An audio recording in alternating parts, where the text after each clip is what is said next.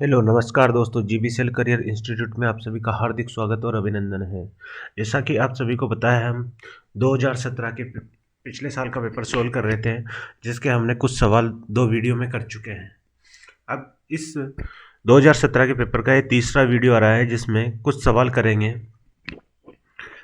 इन 2 video से आपको पता चल गया होगा कि एग्ज़ाम में किस तरह से क्वेश्चन आते हैं और आपको किस तरह से सोचना है, किस तरह से एग्ज़ाम में पेपर को सोल्व करना है, किस तरह से क्वेश्चन पढ़ के आपको उनसे समझना है कि हमको कौन सी चीज़ें दी हुई है और कौन सी चीज़ें हमें ज्ञात करनी है, और किस तरह से लिखना है ताकि 3.25 घंटे में पूरा का पूरा पेपर सोल्व हो जाए। तो दोस्तों, यहाँ तक हम समझ चुके होंगे। अब आगे के बचे हुए क्वेश्चन सोल्व करते हैं। तो जीबीसीएल करियर इंस्टीट्यूट में आप सभी का हार्दिक स्वागत और अभिनंदन है। सभी को चैनल शेयर कर दीजिए और ये वीडियो शेयर कर दीजिए, चैनल सब्सक्राइब कर लीजिए। तो दोस्तों, आगे बढ़ते हैं।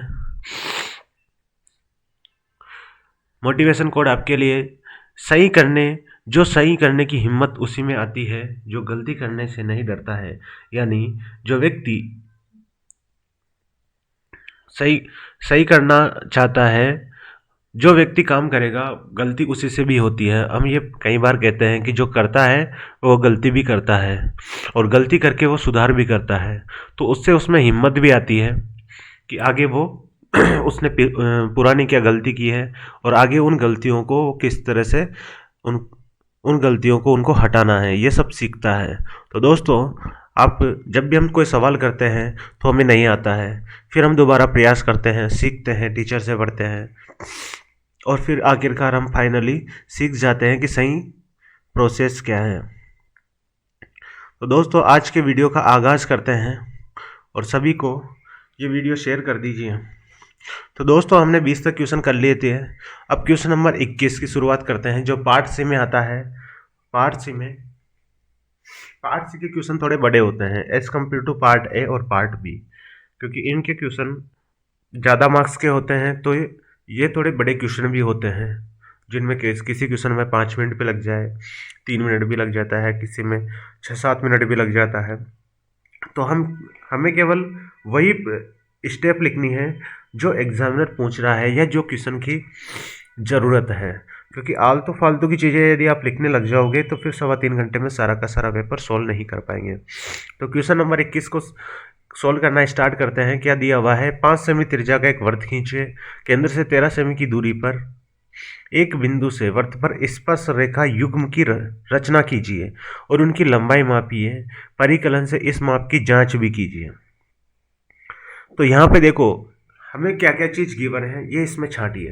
तो सबसे पहले पता चल गया कि हमें 5 सेमी त्रिज्या का एक वृत्त दे रखा है, यानी वृत्त हमको ड्रॉ करना है।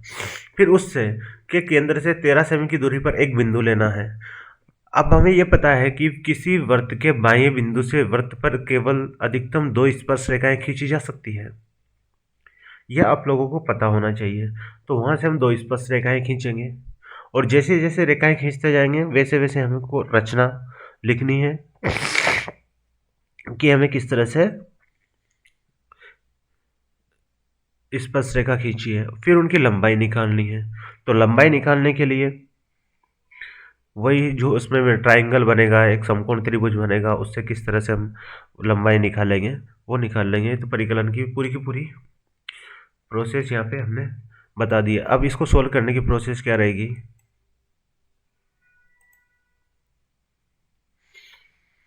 देखो,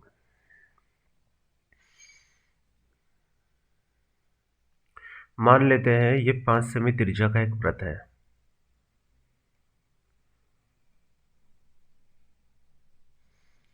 और ये इसका केंद्र है O।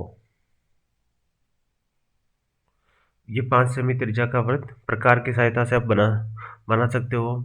स्केल पर 5 सेमी त्रिज्या का स्केल प्रकार खोल लीजिए, और फिर उसको एक बिंदु सेंटर मान के, केंद्र मान के प्रकार को घुमा दीजिए, तो 5 सेमी त्रिज्या का वृत्त बन जाएगा।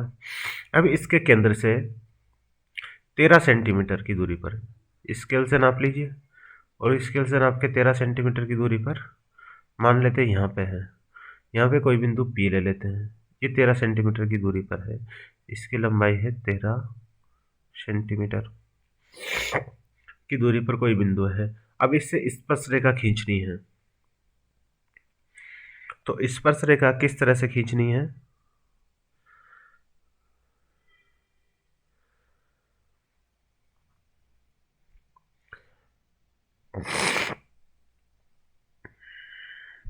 तो स्पर्श रेखा खींचने के लिए हम क्या करेंगे कि यहाँ पे एक वृत्त को ड्रॉ करते हैं, जिसकी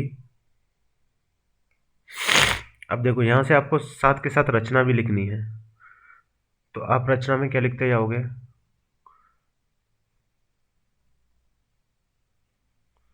रचना में पहला पॉइंट डाल के लिख दीजिए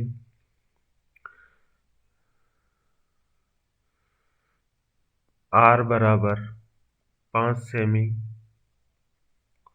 त्रिज्या का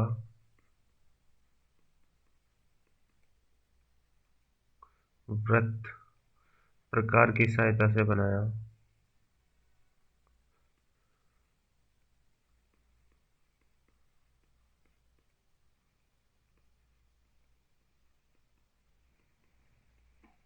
दूसरा पॉइंट ये लिख दीजिए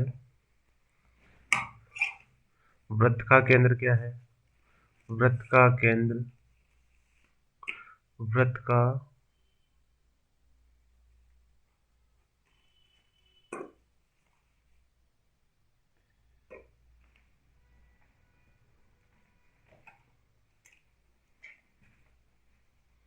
वृत्त का केंद्र क्या है?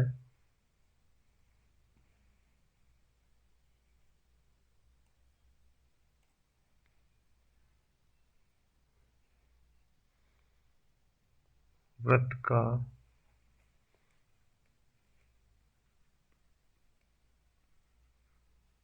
केंद्र O है। वृत्त का केंद्र O है। O से तीसरा पॉइंट लिख लीजिए O से 13 सेंटीमीटर की दूरी पर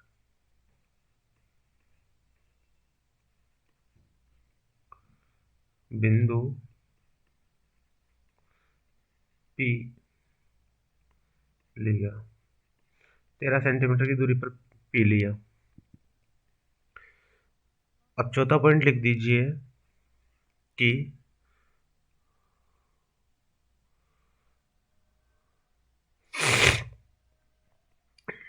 त्रिज्या OP बटा 2 का एक OP बटा 2 का एक वृत्त खींचा। OP बटा 2 का एक वृत्त खींचा। अब OP बटा 2 का आप वृत्त कैसे खींचोगे? OP का आधा कैसे करोगे? देखो, किसी भी रेखाखंड को यदि आपको आधा करना है, यदि उसको डिवाइड करना है, तो क्या करोगे?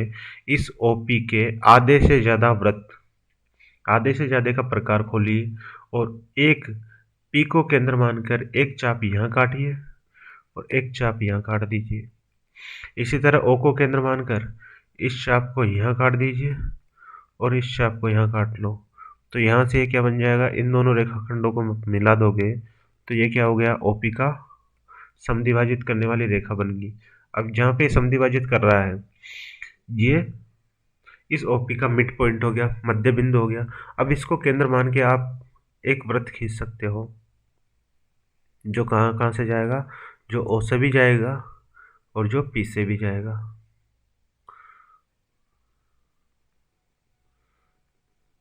तो इस तरह से एक वृत्त बन गया। अब देखो, जहाँ पे ये वृत्त को टच कर रहे हैं, दोनों वृत्त एक दूसरे को प्रतिच्छेदित कर रहे हैं, उन प्रतिच्छेदित बिंदुओं को P से मिला दीजिए। इन दोनों प्रतिच्छेदित बिंदुओं को यदि P से मिला दोगे तो ये क्या बन जाएगी? स्पर्श रेखा बन गई। ये स्पर्श रेखा बन चुकी है। अब इनके नाम दे दो। यहाँ पे प्रतिच्छेदन बिंदु A हो गया और ये प्रतिच्छेदित बिंदु B हो गया। OP का वृत्त खींच दिया। पॉइंट 5 में लिख दीजिए OP बटा 2 त्रिज्या का वृत्त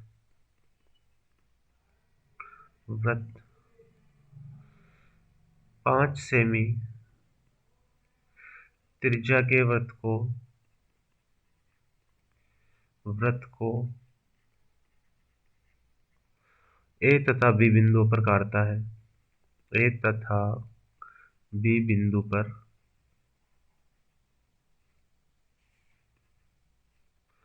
काटता है।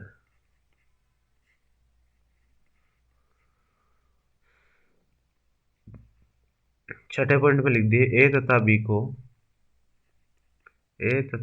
को पी से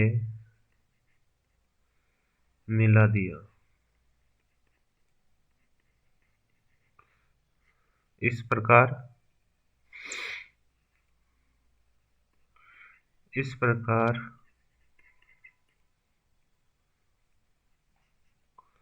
वृत्त पर दो अभीष्ट स्पर्श रेखाएं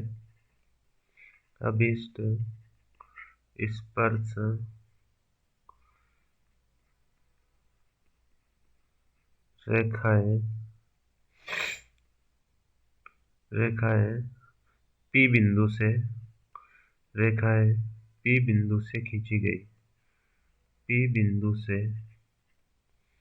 खींची गई। तो यहां तक दो स्पर्श रेखाओं की लंबाई होगी। दो स्पर्श रेखाएं खींच दी है। स्पर्श रेखाएं कौन सी खींची गई है? एक तो होगी है एपी और वह दूसरी हो गई है बीपी। तो दो स्पर्श रेखाएं होगी है। अब हमें निकालनी है। इस तरह से स्पर्श रेखा युग्म की रचना हो गई है। अब हमें इनकी लंबाइयों की माप निकालनी है। तो स्पर्श रेखा की लंबाई की माप किस तरह से निकालेंगे? तो आपको पता होगा कि स्पर्श बिंदु और केंद्र को मिलाने वाली रेखा त्रिज्या होती है। और त्रिज्या स्पर्श रेखा पर क्या होती है? लंब होती है, मतलब 90 डिग्री का कोण बनाएगी। तो आप आगे क्या लिखोगे? हम क्या जानते हैं कि ओ ए लंबवत है किसके ऊपर? एपी स्पर्श रेखा पर। ओ ए लंबवत है एपी स्पर्श रेखा पर तथा त्रिभुज ओ ए पी में। अब त्रिभुज ओ ए पी में आप देखोगे कि ओपी का स्क्वायर यानी कर्ण का स्क्वायर बराबर आधार का स्क्वायर प्लस लंब का स्क्वायर रहेगा। तो ओ ए का स्क्वायर प्लस एपी का स्क्वायर होगा, क्योंकि कर्ण का स्क्वायर बराबर लंब का स्क्वायर प्लस आधार का स्क्वायर होता है। ओपी की वैल्यू कितनी है? 13। ओए क्या है? इस वर्त की त्रिज्या है जिसकी लंबाई दे रखी 5 सेंटीमीटर और एपी हमको ज्ञात करना है। तो एपी का स्क्वायर निकाल लो। 13 का स्क्वायर क्या होता है? 169। 5 का स्क्वायर 25 और एपी का स्क्वायर। तो यहाँ से एपी का स्क्वायर कितना आ जाएगा? एपी का स्क्वायर आ जाएगा 169 माइनस 25। 169 माइनस 25 करोगे तो 144 आ जाएगा। तो एपी बराबर कितना आ जाएगा? एपी 12 आ जाएगा, क्योंकि 12 का वर्ग 144 आता है। और हमें पता है कि एपी बराबर क्या है? एपी बराबर बीपी है, क्योंकि दोनों क्या है? स्पर्श रेखा है। किसी भी बाह्य बिंदु से वृत्त पर खींची गई स्पर्श रेखा की लंबाई बराबर होती है। तो ये इस तरह से इसको सिद्ध करना है। तो ये पूरा का पूरा क्वेश्चन समझ में आ चुका होगा। नेक्स्ट क्वेश्चन की ओर बढ़ते हैं। क्वेश्चन नंबर 22 में क्या दे रखा है? देखो, क्वेश्चन नंबर 22 में दे रखा है कि एक वृत्त का एक चाप केंद्र पर 60 डिग्री का कोण अंतरित करता है यदि इसके लघु त्रिज्यखंड का क्षेत्रफल 231 सेमी स्क्वायर है तो वृत्त की त्रिज्या निकालिए। देखो, त्रिज्यखंड आपने पढ़ा ही होगा, फिर भी एक बार यहाँ से समझ लेते हैं कि किस तरह से आपको त्रिज्यखंड बनता है। ये वृत्त हो गया, ये वृत्त का केंद्र है और ये दो त्रिज्याएं हो गई। तो त्रिज्य खंड की क्या परिभाषा है? वृत्त की दो त्रिज्याओं तथा वृत्त की परिधि के बीच का जो क्षेत्र होगा वह त्रिज्य खंड कहलाएगा। तो ये जो मैंने डार्क एरिया कर दिया है ये वृत्त का त्रिज्य खंड होगा। ये पूरा पूरा वृत्त हो गया और इसका जो खंड होगा दो त्रिज्याओं से बना और वृत्त की परिधि से बना जो खंड हो जाएगा वह त्रिज्य खंड होगा। त्रिज्य खंड का क्षेत्रफल का क्या फॉर्मूला होता है? तो त्रिज्य खंड का क्षेत्रफल का फॉर्मूला होगा त्रिज्य खंड का त्रिज्य खंड का क्षेत्रफल। त्रिज्य खंड का क्षेत्रफल क्या होगा? देखो पूरे वृत्त का क्षेत्रफल होता है पाई आर स्क्वायर। पूरे वृत्त का क्षेत्रफल होता है पाई आर स्क्वायर। पूरे वृत्त का बोलूं तो 360 डिग्री का क्षेत्रफल होता है पाई आर स्क्वायर। और यदि मैं इसको मान लेता हूं थीटा, ये कोण कितना है? ये कोण है थीटा। इसको यहाँ पे लिख रहा हूं मैं थीटा कोण। तो 360 डिग्री का क्षेत्रफल होता है पाई आर स्क्वायर, इसलिए थीटा डिग्री का क्षेत्रफल हो जाएगा थीटा बटा 360 degree into pi R square. ये त्रिज्य खंड का क्षेत्रफल का फॉर्मूला है। अब इसमें अपन को वैल्यू पुट करनी है। देखो मान रखिए पाई की वैल्यू रखूंगा 22/7। पाई की वैल्यू रख दो 22/7। आर हमको पता नहीं है तो आर स्क्वायर की जगह आर स्क्वायर गुणा थीटा। थीटा की वैल्यू कितनी है? 60 डिग्री का कोण बना रहा तो 60 डिग्री आ जाएगी बटा 360 डिग्री का 360 डिग्री। और इस त्रिज्यखंड के क्षेत्रफल का मान कितना दे रखा है? 231 डिग्री। अब देखो इसको हल कर लीजिए। यहाँ से एक जीरो से एक जीरो चला जाएगा। इस 6 से ये 36 कितनी बार कट जाएगा? 6 बार। देखो यहाँ पे 22 है और यहाँ पे 231 है। क्या 11 से कट सकता है क्या? तो आप बोलोगे कट जाएगा। 11 दूनी 22 और 11 एकम 11 और ये 11 से कितनी बार कट जाएगा? 2 बार। तो इसको हल कर लीजिए कितना बचेगा? देखो यहाँ पे ऊपर बच गया 2/7 गुणा आर स्क्वायर।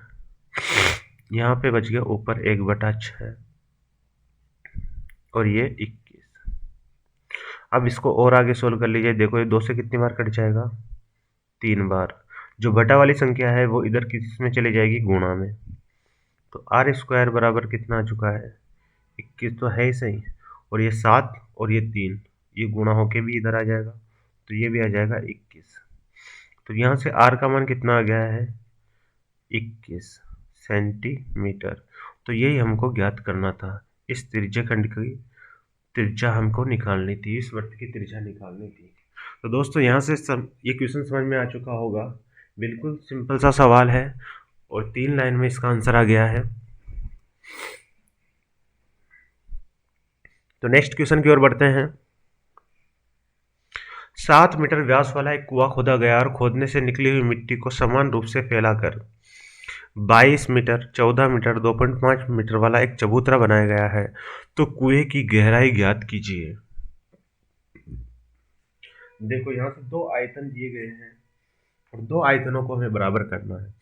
एक तो चबूतरा बनाया गया है और एक कुआं खोदा गया है, यानी कुएं से जो मिट्टी खोदी गई है उसका चबूतरा बना दिया गया है।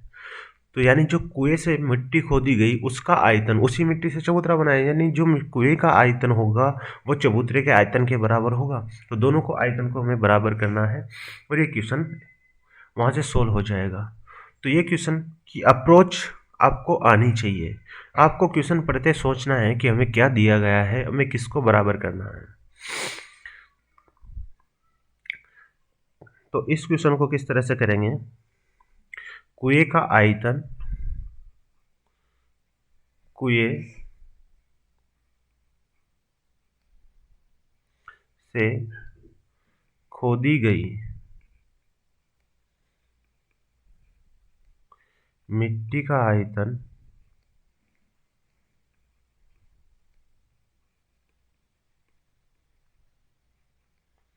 बराबर चबूतरे की चबूतरे की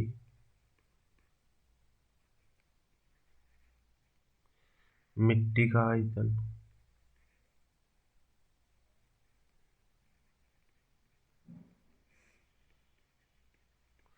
तो जिस मिट्टी से चबूतरा बना रहे हैं उसका आयतन दोनों का। अब कुआं कैसा होता है? कुआं होता है बेलनाकार। तो बेलन का आयतन बराबर हो जाएगा। चबूतरा कैसा होता है? चबूतरा है आयताकार होता है, उसको क्या बोलेंगे? चबूतरा कैसा होता है? चबूतरा होता है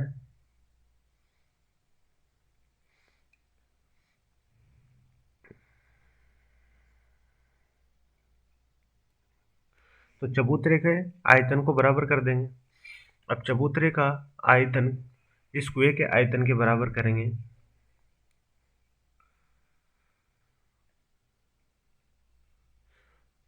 तो ये हो जाएगा, घना बन जाएगा। तो चबूतरा कुएं के जैसे मतलब जो कुआं है वो सिलेंडर जैसा होगा, बेलन जैसा होगा। तो बेलन का आयतन लगा देंगे यहाँ पे पाई आर स्क्वायर एच।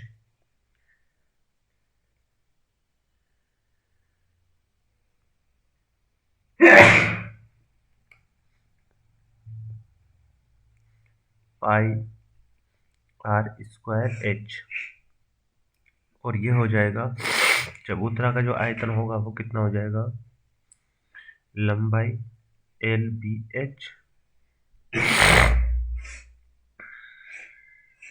यहाँ पे एच अलग अलग है तो मैं इसको कैपिटल, देखो यहाँ से एच अलग है तो मैं इसको कैपिटल एच रख रहा हूँ, जो हमको ज्ञात करना है क्योंकि दोनों की ऊंचाई अलग अलग है। यहाँ पे मान रख देते हैं, लंबाई इंटू चौड़ाई इंटू ऊंचाई दे ही रखी है, 22 गुणा 14 गुणा 2.5। यहाँ पे 22/7।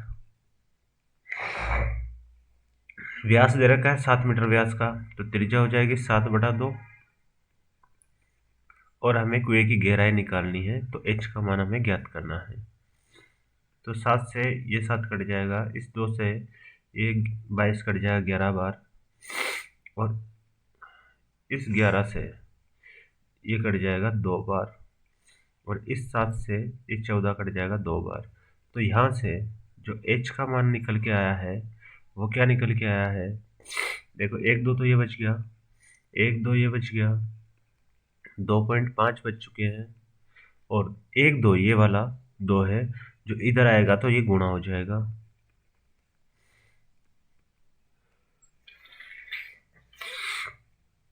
जब आप इसको गुणा करोगे 2 दूनी 4, 4 को 25 से गुणा करोगे तो 25 चौको 100, और एक अंक छोड़ के पॉइंट ये बिंदु लगेगा, दशमलव लगेगा, तो 10 बच जाएगा। 10 और 2 से गुणा होगा तो 20 आ जाएगा। तो ये कितना आंसर आ जाएगा इसका? 20 मीटर। तो ये कुएं की गहराई आ गई है 20 मीटर। तो आप आंसर लिख के क्या लिख दोगे? कुएं की गहराई, कुएं गहराई, कुएं की गहराई कितनी हो चुकी है? 20 मीटर। ये कुएं की गहराई आ चुकी है। तो आपको इस तरह से एक क्वेश्चन सॉल्व करना था और एकदम इजी था। बस आपको इसमें यह समझना था कि किसके आयतन को किसके बराबर करना है। तो यहाँ पर कुएं से जो मिट्टी खोदी गई उसका आयतन चबूतरा जो बनाया गया है उसके बराबर हमें करना था। क्वेश्चन नंबर 24 की ओर बढ़ते हैं और इसमें हमें क्या करना है? बहुलक ज्ञात करना है। अब आप सबको पता होगा कि बहुलक कौन सी संख्या होती है? जिसकी सबसे अधिक बारंबारता होती है हम उसी संख्या को बहुलक बोलते हैं। लेकिन यहाँ पे जीवन काल एक अंतराल में दिया हुआ है तो इसको सोल्व करने का एक अलग तरीका होगा। तो किस तरह से इसको हल करना होगा? तो सबसे पहले हम बहुलक का फॉर्मूला लिखेंगे और फिर बहुलक का फॉर्मूला लिखते हैं हमें सब कुछ उसमें जो जो वैल्यू हमें चाहिए फिर वो हम ढूंढ पाएंगे। तो बहुलक बराबर क्या होता है? बहुलक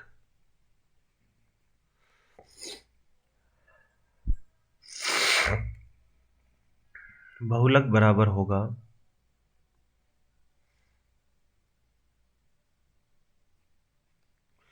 L plus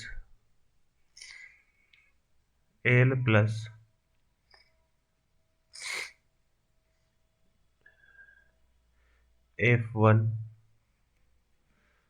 plus F1 minus आएगा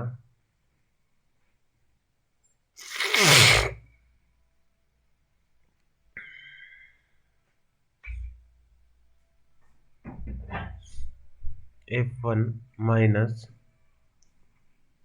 F0 अपॉन 2F1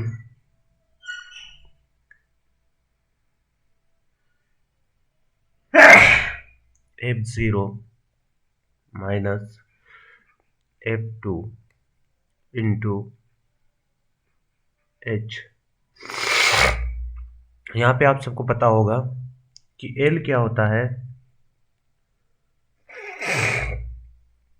बहुलक वर्ग की निम्न सीमा होती है।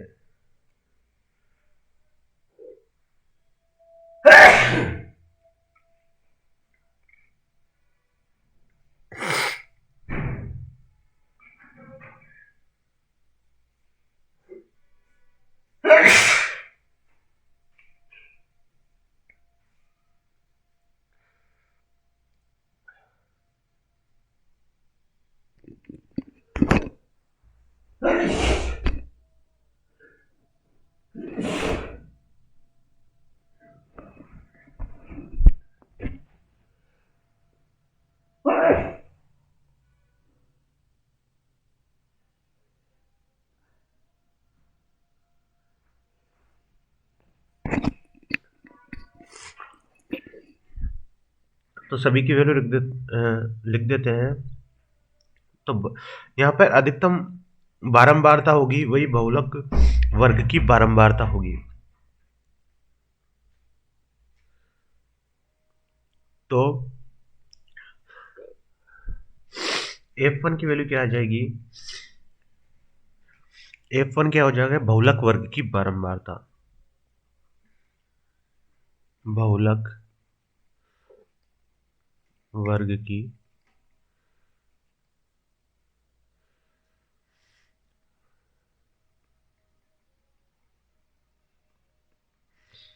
बारंबारता बराबर F1। और इसकी वैल्यू कितनी है, जो अधिकतम बारंबारता होगी वही बहुलक वर्ग की बारंबारता हो जाएगी।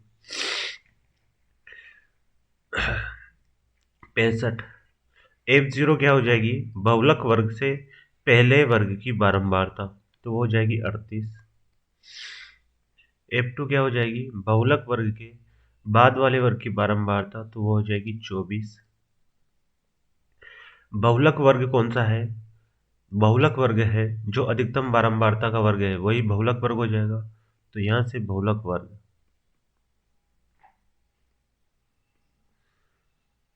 वर्ग है 80 और 100 वाला, तो इसकी जो L1 हो जाएगी वो बहुलक वर्ग की निम्न सीमा हो जाएगी 80। और बहुलक वर्ग का अंतराल h होता है, अंतराल कितना है 100, 80 और 100 में कितने का अंतर है 20 का, तो ये हो जाएगा अंतराल।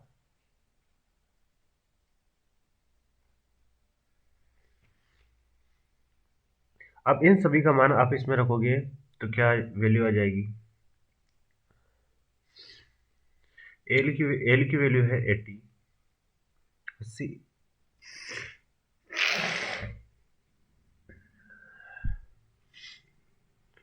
प्लस F1 की वैल्यू है 65 माइनस F0 की वैल्यू है 38 बटा में 2F1 2 गुणा 65 माइनस F0 की वैल्यू है 38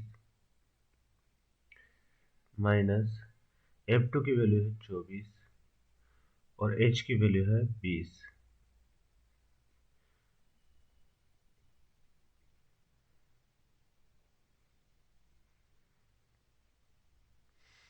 65 में से 38 जाएगा तो कितना बचेगा? 65 में से 38 जाएगा तो यहाँ से कितना बच जाएगा? 15 में से 8 जाएगा तो 7 बच जाएगा, और 5 में से 3 जाएगा 2 बच जाएगा, यानी 27 बच गया ऊपर। तो 35 इंटू 65 करोगे तो 130 होगा। 130 माइनस, देखो नेगेटिव संख्या को जोड़ देते हैं, 8 4 12 को 2, हासिल को 1, 62, और गुणा ये हो जाएगा 20। तो आगे चल के इसको सोल्व करते हो तो क्या प्राप्त हो जाएगा? ऊपर 27 के 27 है, नीचे 10 में से 2 जाएंगे तो 8 बच जाएंगे, यहाँ बच गया 12, 12 में से 6 जाएगा तो 6 बच जाएगा, और ये बच गए हैं 20। इसको काट दो 2 से, 10 बार, और 2 से कट जाएगा 3 दूनी 6, 4 दूनी 8। तो ऊपर कितना बच गया है? 80 प्लस 270 बटा 34 नीचे बच गया। जब आप इसको डिवाइड करोगे और हल करोगे, भाग दे के हल करोगे, 270 में 34 का भाग दोगे तो कितनी बार जाएगा? 270 में 34 का भाग दोगे तो ये जाएगा 7.7 7 चौक 28, हासिल का 2, 7 21 और 2 23, 7.94 बार जाएगा। तो ये मतलब आ जाएगा 87.94। ये बहुलक आ चुका है और यही हमारा आंसर है। तो बहुलक इस तरह से निकालना है। बहुलक का एक सिंपल सा फॉर्मूला है, कुछ नहीं करना है, बस उसमें वैल्यू पुट करनी है, उसके बाद में गुणा भाग जोड़ करना है, और ये सबको आता ही है। तो ये क्वेश्चन समझ में आ चुका होगा। नेक्स्ट क्वेश्चन की ओर बढ़ते हैं। एक क्वेश्चन दिया गया है, एक डिब्बे में 7 लाल कंचे हैं, 10 सफ़ेद कंचे हैं और 5 हरे कंचे हैं। इस डिब्बे में एक कंचा यादृच्छिक निकाला जाता है, इसकी प्रायिकता क्या है? जिसका निकाला गया कंचा लाल नहीं है, सफ़ेद है, हरा है। देखो ये प्रायिकता का क्वेश्चन है, और प्रायिकता के क्वेश्चन बहुत ही ईजी होते हैं। तो आपको किस तरह से करना है कि आपको लाल कंचे कितने दिए हुए हैं, तो लाल कंचे हैं, लाल कंचे, लाल कंचे हैं 7, सफ़ेद कंचे हैं,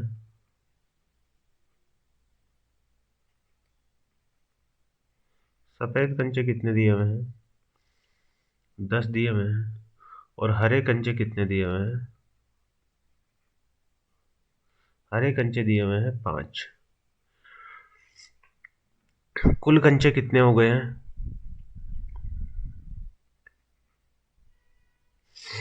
कुल कंचे हो गए हैं 7 प्लस 10 प्लस 5। सबको जोड़ दो, सबको जोड़ोगे तो कुल कंचे कितने हो गए हैं? 22 हो चुके हैं। टोटल कंचे 22 हो चुके हैं। अब लाल नहीं है कि प्रायिकता क्या हो जाएगी?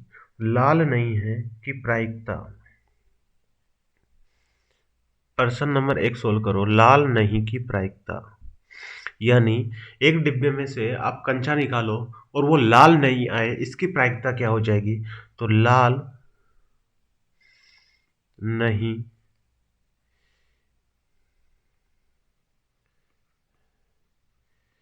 की प्रायिकता, लाल नहीं है कि प्रायिकता क्या हो जाएगी? देखो आपने टोटल उच्चाले हैं 22, और 22 में से वो कंचे आए जो लाल नहीं है। तो लाल नहीं है मतलब या तो 10 सफ़ेद कंचे आ जाएं या फिर 5 हरे कंचे आ जाएं, लाल नहीं आना चाहिए, ये इसकी प्रायिकता हो जाएगी। यानी टोटल संख्या बटा फेवरेबल संख्या, तो 15/22 इसकी प्रायिकता हो जाएगी। ये इसका एक आंसर हो गया। दूसरा आंसर क्या है? सफ़ेद है, सफ़ेद आने की प्रायिकता, सफ़ेद आने की प्रायिकता,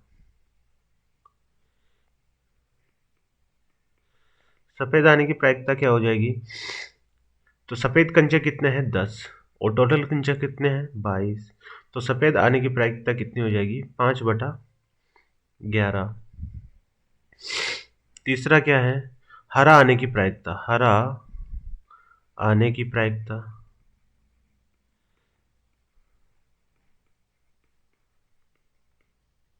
हरा कंचा आने की प्रायिकता कितनी हो जाएगी? देखो हरे कंचे कितने हैं? 5 हैं और कुल कंचे कितने हैं? 22। तो हरा कंचा आने की प्रायिकता कितनी हो जाएगी? 5/22। तो ये क्वेश्चन इतना आसान था, बस इसमें करना कुछ नहीं है। जो संख्या आ रही है वो उसकी प्रायिकता हो जाएगी और टोटल उसमें भाग लगाना है। तो ये क्वेश्चन समझ में आ चुका होगा। तो दोस्तों ये वीडियो आपको कैसा लगा? यदि पसंद आया है और यदि आपके लिए हेल्पफुल साबित हुआ है तो वीडियो को शेयर कर दीजिए और चैनल को सब्सक्राइब कर दीजिए। और 10th क्लास के सभी स्टूडेंट जो आरबीएससी बोर्ड से हैं उन सबको बता दीजिए कि पेपर्स का सॉल्यूशन जीबीसीएल करियर इंस्टीट्यूट प्लेटफॉर्म पर कराया जा रहा है और सभी के सभी इस प्लेटफॉर्म पर जुड़े और सभी के लिए एक हेल्पफुल साबित होगा और अच्छे से अच्छे मार्क्स किस तरह से एग्ज़ाम में सोचना है, कैसे अप्रोच रखनी है, वो सब यहाँ से सीखने को मिलेगा। तो थैंक यू दोस्तों, अगले वीडियो में मैं इंतज़ार करूँगा आपका। तब तक के लिए धन्यवाद।